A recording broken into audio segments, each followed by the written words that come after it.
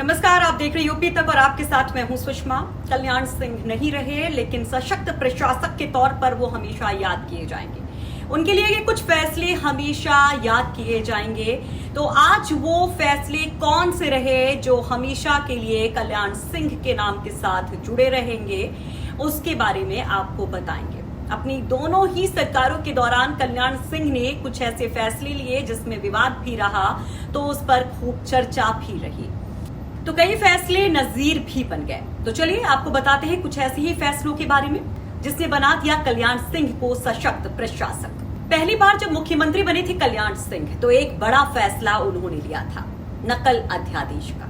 जी, कल्याण सिंह के सीएम बनने के पहले मुलायम सिंह यादव के हाथ में सत्ता की बागडोर थी। उन्होंने यूपी बोर्ड की परीक्षा में स्वकेंद्र व्यवस्था लागू कर दी, यानी जहां पढ़ें वहीं परीक्षा दें।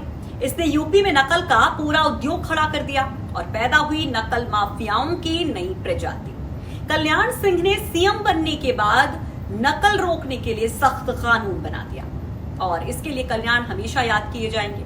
कल्याण सिंह की पहली सरकार में बना नकल अध्यादेश, जिसकी चर्चा आज भी होती है। नकल गैर जमानती अपराध बना दिया गया था। इस कानून के तहत उस वक्त नकल करना और नकल करवाना दोनों अपराध घोषित कर दिया गया था। इस कानून का उल्लंघन करने वाले लोगों को जेल भेजने का प्रावधान था। नकल करना और कराना दोनों ही अपराध था। ये बात उस समय परीक्षा हॉल में भी बोर्ड पर लिखना जरूरी कर दिया गया था। सख्ती इतनी थी कि बोर्ड परीक्षा के दौरान बच्चों और उनके अभिभावकों की हथकड़ी लगी तस्वीरें भी आम होने लगी। इस अध्यादेश की सख्ती का नतीजा ये हुआ कि 1992 के हाई स्कूल में 14.70% और इंटर में 30.30% छात्र छात्राएं ही पास हो पाए। लगभग 17% छात्रों ने परीक्षा बीच में ही छोड़ दी थी और बताया जाता है कि कई स्कूल तो ऐसे भी थे जहां एक भी छात्र 10वीं की परीक्षा पास नहीं कर पाया। उस वक्त शिक्षा मंत्री थे राजनाथ सिंह।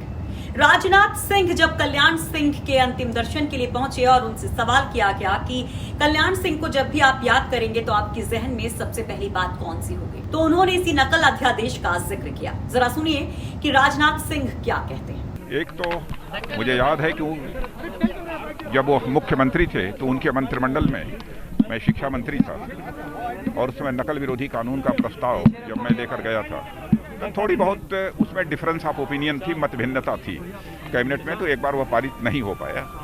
लेकिन उसके बाद जाकर जब उनसे मैं स्वयं मिला तो उसके बाद दूसरी जब कैबिनेट की बैठक हुई तो उन्होंने बीच से उसको निकाला और उन्होंने कहा कि शिक्षा मंत्री जी ने यह प्रस्ताव लाया है, इस पर कोई चर्चा नहीं होगी, इस प्रस्ताव को पारित कर दिया जाए। तो इस अध्यादेश की वजह से यूपी बोर्ड का रिजल्ट ही धड़ाम नहीं हुआ था, बल्कि शिक्षा मंत्री राजनाथ सिंह की सियासत भी धड़ाम हो गई थी।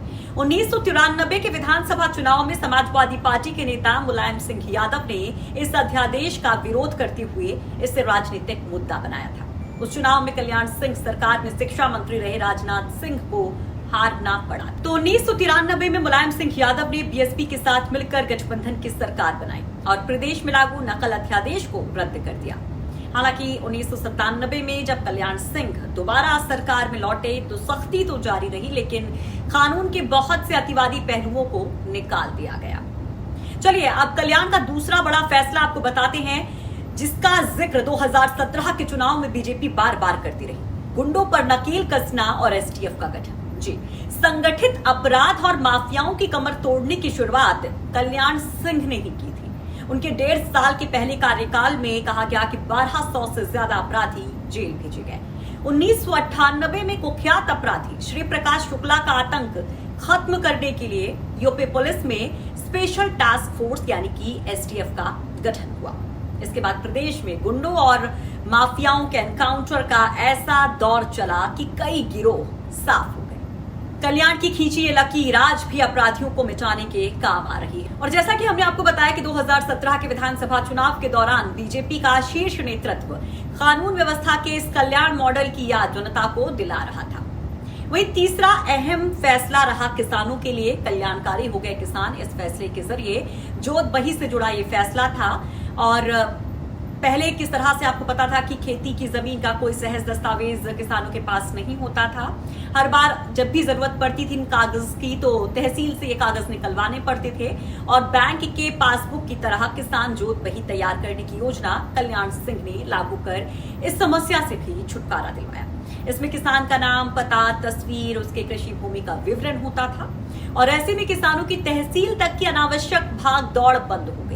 पूर्वांचल और बुंदेलखंड के पिछड़ेपन को देखते हुए वहां विशेष योजनाओं के लिए पूर्वांचल विकास निधि और बुंदेलखंड विकास निधि की शुरुआत भी कल्याण सिंह की सरकार ने की थी। तो ये थे बड़े फैसले कल्याण सिंह के, जिसके लिए हमेशा याद किए जाएंगे कल्याण सिंह।